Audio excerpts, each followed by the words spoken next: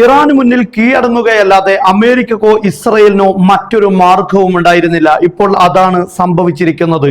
ലെബനാനിൽ വെടിനിർത്തലിന് ശേഷവും ശക്തമായ മിസൈൽ ആക്രമണം നടത്തിയ ഇസ്രയേൽ ഇപ്പോൾ ആക്രമണത്തിൽ നിന്ന് പിന്മാറാമെന്ന് സമ്മതിച്ചിരിക്കുകയാണ്. ഇതിന്റെ പ്രധാനപ്പെട്ട കാരണം ഇറാൻ അമേരിക്കയോട് ശക്തമായ രീതിയിൽ ആവശ്യപ്പെട്ടത് ലെബനാനിൽ ആക്രമണം തുടരുകയാണെങ്കിൽ ഈ വെടിനിർത്തലിന് യാതൊരു പ്രസക്തിയുമില്ല, ഞങ്ങൾ വീണ്ടും ആക്രമണം നടത്തുമെന്നായിരുന്നു. അതോടൊപ്പം തന്നെ ഈ വെടിനിർത്തലിന് മധ്യവർത്തിയായി പ്രവർത്തിച്ചിരുന്ന പാകിസ്ഥാനും കാര്യങ്ങൾ തുറന്നു പറഞ്ഞു.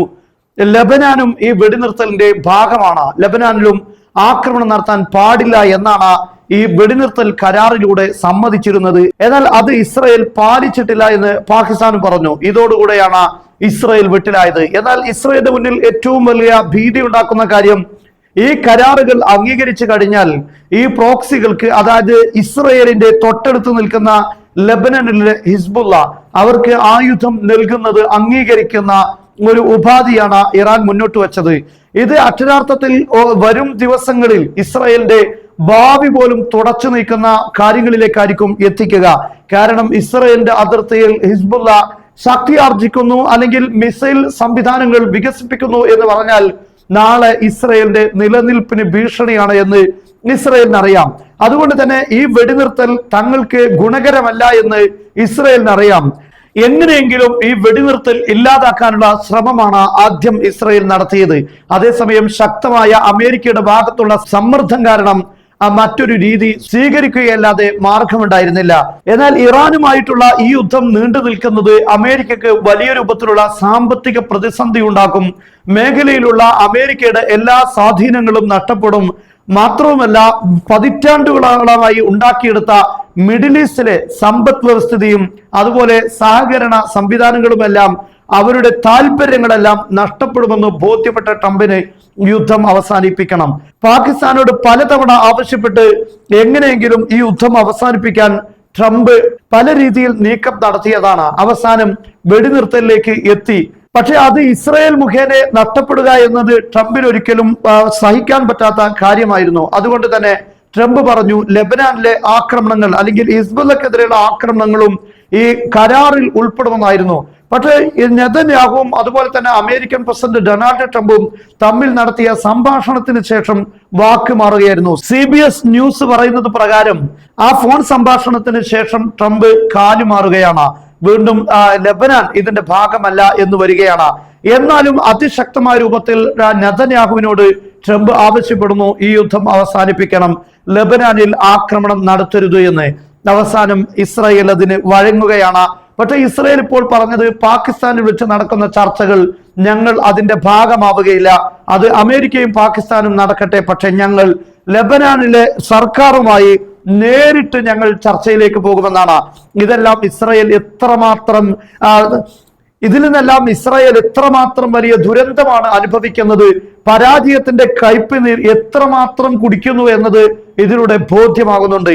ഞങ്ങൾ ലെബനാനിലെ സർക്കാരുമായി സഹകരിച്ച് ഹിസ്ബുള്ളയെ നിരായുധീകരിക്കാനുള്ള ശ്രമം നടത്തുമെന്നാണ് ഇതിലൂടെ ഇസ്രായേൽ പറയുന്നത്. പക്ഷെ അമേരിക്ക എങ്ങനെ ഒരു കരാറുമായി മുന്നോട്ട് പോയാൽ എന്ത് സംഭവിക്കും? ഇസ്രായേലിന് സ്വന്തമായി ഇറാന് മുന്നിൽ പിടിച്ചു നിൽക്കാൻ കഴിയില്ല. അറബ് രാഷ്ട്രങ്ങളാവട്ടെ ഈ ആക്രമണങ്ങളിൽ അന്താളിച്ചിരിക്കുകയാണ്. എവിടെയും ചേരാൻ പറ്റാത്ത സാഹചര്യമാണ്. അമേരിക്കയോട് ഒപ്പം ചേർന്ന് ഇറാന് നേരെ ഏതെങ്കിലും രീതിയിലുള്ള നടപടിയെടുത്താൽ ഇറാന്റെ ശക്തമായ ആക്രമണം അവരുടെ എല്ലാം തകർക്കുമെന്ന് അവർക്കറിയാം. അതുകൊണ്ട് ആ ഭാഗത്തേക്ക് നീങ്ങാൻ സാധിക്കുന്നില്ല. എന്നാൽ അമേരിക്കക്കെതിരെ നീങ്ങിയാൽ അതും പ്രശ്നമാണ്. ഇങ്ങനെ രണ്ടിനിടയിലും വലിയ രൂപത്തിലുള്ള പ്രതിസന്ധി നേരിട്ടിരിക്കുകയാണ് GCC അറബ് രാഷ്ട്രങ്ങൾ. എന്നാൽ ഈ വെടിനിർത്തൽ, ഈ കരാറുമായി മുന്നോട്ട് പോയാൽ വലിയ രീതിയിലുള്ള പ്രതിസന്ധി ഈ മിഡിൽ ഈസ്റ്റിലെ അറബ് രാഷ്ട്രങ്ങൾക്ക് ഉണ്ടാകുമെന്ന് അവർ മനസ്സിലാക്കുന്നു. അതുകൊണ്ട് തന്നെ വെടിനിർത്താതെ ഈ യുദ്ധം മുന്നോട്ട് കൊണ്ടുപോകണം എന്ന രീതിയിൽ ചില അറബ് രാഷ്ട്രങ്ങളെങ്കിലും അമേരിക്കയോട് ആവശ്യപ്പെട്ടതിന്റെ റിപ്പോർട്ടുകൾ പല പത്രങ്ങളും ഉദ്ധരിച്ചിരുന്നു. അങ്ങനെ ആയിരുന്നില്ല കാര്യം. കാരണം ട്രംപിനറിയാം, തന്റെ രാഷ്ട്രത്തിനകത്തു നിന്ന് പോലും തന്റെ കാലിനടിയിലുള്ള മണ്ണ് നീങ്ങിക്കൊണ്ടിരിക്കുകയാണ് എന്ന്.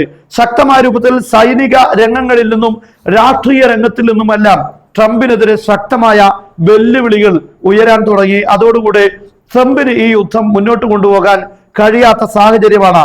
എന്നാൽ ഈ യുദ്ധത്തിലൂടെ ഇറാൻ ശരിക്കും അവരുടെ സ്ട്രാറ്റജി, അവരുടെ തന്ത്രപരമായ നീക്കങ്ങളിലൂടെ അവരുടെ ലക്ഷ്യത്തിലേക്ക് കടക്കുകയാണ്. തങ്ങളുടെ ഉപരോധം നീക്കുക. ഇനി ഉപരോധം നീക്കിയിട്ടില്ലെങ്കിൽ പോലും ഹോർമുസ് കടലിടുക്കിൽ ഒരു കപ്പലിന് $2 മില്യൺ വെച്ച് വാങ്ങുമ്പോൾ അതവർക്ക് വലിയൊരു സാമ്പത്തിക നേട്ടം ഉണ്ടാക്കും. ഒരു ദിവസം തന്നെ ധാരാളം കപ്പലുകളാണ് ഗൾഫ് കടലിലേക്ക് കടന്നുകൊണ്ടിരിക്കുന്നത്, പേർഷ്യൻ കടലിലേക്ക് കടന്നുകൊണ്ടിരിക്കുന്നത്. ഇതിനെല്ലാം $2 മില്യൺ ഈടാക്കുമ്പോൾ ഇറാന് സാമ്പത്തികമായി വലിയ നേട്ടം ഒരു ചെലവുമില്ലാതെ ഇതിലൂടെ ഉണ്ടാക്കിയെടുക്കാൻ കഴിയും. ഉപരോധങ്ങളെ മറികടക്കാൻ മറ്റൊരു വഴി ഇറാൻ ഇതിലൂടെ ഉണ്ടാക്കിയെടുക്കുകയാണ്. ഇനി ഉപരോധം നീക്കിയാൽ അതിലേറെ വലിയ സാമ്പത്തികമായ നേട്ടം ഇറാൻ ഉണ്ടാകും. ഇതിന്റെ എല്ലാം പുറമെ ഫലസ്തീന് മോചിപ്പിക്കുക അല്ലെങ്കിൽ ഖുദ്സ് മോചിപ്പിക്കുക തുടങ്ങിയിട്ടുള്ള ഇസ്രയേലിന്റെ ലക്ഷ്യങ്ങളെ സാക്ഷാത്കരിക്കുന്നതിന് ഒരുപാട് പ്രോക്സികളെ ഇറാൻ വളർത്തുന്നുണ്ട്. എന്നാൽ ആ വളർത്തുന്ന എല്ലാ പ്രോക്സികൾക്കും യഥേഷ്ടം സാമ്പത്തികവും ആയുധപരമായിട്ടുമുള്ള സഹായം നൽകാൻ ഈ കരാറിലൂടെ ഇറാന് സാധിക്കുകയാണ്. മാത്രമല്ല അവരുടെ അടിസ്ഥാന സൗകര്യങ്ങൾ, അവരുടെ അവകാശമായ ന്യൂക്ലിയർ എനർജി എന്നത് അവർക്ക് അനുവദിക്കുന്നതിലൂടെ വലിയ രൂപത്തിലുള്ള പ്രതിസന്ധി വീണ്ടും ഇസ്രായേൽ നേരിടുകയാണ്. എന്തായിരുന്നാലും ഈ കരാറിലുള്ള ഏത് കാര്യങ്ങൾ അംഗീകരിക്കുന്നതും ഇറാനെ സംബന്ധിച്ചിടത്തോളം വലിയ നേട്ടമാണ്. ഈ യുദ്ധത്തിലൂടെ യഥാർത്ഥത്തിൽ ട്രംപ് പറഞ്ഞ പവറിലൂടെ പീസ് കൊണ്ടുവരിക എന്ന് പറഞ്ഞിരുന്നു, സമാധാനത്തെ ശക്തി മുഖേന ഉണ്ടാക്കുക എന്നത്. എന്നാൽ ഈ കാര്യം ഇപ്പോൾ ഉണ്ടാക്കിയിരിക്കുന്നത് ട്രംപ് അല്ല, ഇറാനാണ് എന്ന് മാത്രം. ശക്തി ഉപയോഗിച്ചുകൊണ്ട് സമാധാനം, അവർക്കെതിരെയുള്ള ആക്രമണങ്ങൾ, അവർക്കെതിരെയുള്ള അനാവശ്യമായ ഉപരോധങ്ങൾ, ഇതിനെയെല്ലാം ചോദ്യം ചെയ്യാനും അതിനെ ശക്തി ഉപയോഗിച്ച് നിർമ്മാർജ്ജനം ചെയ്യാനും ഇറാന് സാധിക്കുന്നു എന്നാണ് ഇതിലൂടെ മനസ്സിലാക്കാൻ സാധിക്കുന്നത്. എന്നാൽ ഇപ്പോൾ ട്രംപ് പറഞ്ഞിരിക്കുന്നത് ഇറാൻ ഹോർമുസ് കടലിടുക്കിൽ $2 മില്യൺ ടോളായി പിരിച്ചെടുക്കുന്നു എന്നാണ്. അതവർക്ക് നിർത്തുകയാണ് നല്ലത്. അതവർ ചെയ്യാൻ പാടില്ലാത്ത കാര്യമാണ്. ഇപ്പോൾ തന്നെ അവർ നിർത്തണം എന്നുകൂടെ ട്രംപ് പറഞ്ഞിരിക്കുകയാണ്. കാരണം അങ്ങനെ പറയാതിരിക്കാൻ ട്രംപിനെ കൊണ്ട് യാതൊരു മാർഗവുമില്ല. കാരണം ഷിപ്പ് കമ്പനികളെല്ലാം അമേരിക്കക്ക് മുന്നിൽ വലിയ സമ്മർദ്ദം ചെലുത്തുകയാണ്. ഈ യുദ്ധത്തിലൂടെ എന്ത് നേട്ടമാണ് അമേരിക്കക്ക് ഉണ്ടാക്കാൻ സാധിച്ചത്? വലിയ രൂപത്തിലുള്ള ചെലവ് ഈ കപ്പലുകൾക്ക് യഥേഷ്ടം കടന്നു പോകാൻ പറ്റിയിരുന്ന ഘട്ടങ്ങളിൽ അതിനെയെല്ലാം താറുമാറാക്കി ഇപ്പോൾ $2 മില്യൺ നൽകി ഈ കടൽ കടക്കേണ്ട സാഹചര്യം വരുന്നതിന്റെ കാരണം അമേരിക്കയാണ് എന്ന രൂപത്തിൽ ഈ ഷിപ്പ് കമ്പനികളെല്ലാം അമേരിക്കയ്ക്ക് മേൽ ഈ ഉത്തരവാദിത്തങ്ങളെല്ലാം അടിച്ചേൽപ്പിക്കുന്നു. ട്രംപിന് സ്വാഭാവികമായും ഭീഷണി ഉയർത്തുകയല്ലാതെ മറ്റു മാർഗങ്ങളില്ല. എന്നാൽ ട്രംപിന്റെ ഭീഷണി എന്നത് ഇറാന്റെ മുന്നിൽ ഒരു ചുക്കുമല്ല എന്നത് വസ്തുതയാണ്.